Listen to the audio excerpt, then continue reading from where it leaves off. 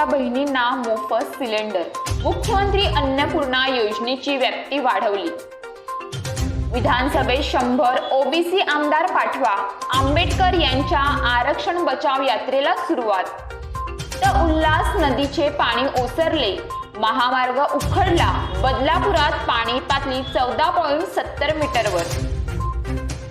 तर भिवंडी कल्याणमध्ये मुसळधार, 12वीच्या पाणलोट क्षेत्रात 2 जण बुडाले।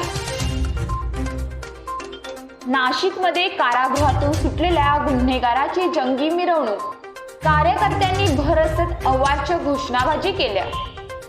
तर छत्रपती संभाजीनगरात सैराट, प्रेमविवाह केला म्हणून मुलीचा भाऊ आणि बापाने केली तरुणाची हत्या। तर भरकटलेल्या जहाजांसाठी अलिबागमध्ये रेस्क्यू ऑपरेशन, 8 कर्मचाऱ्यांची सुटका।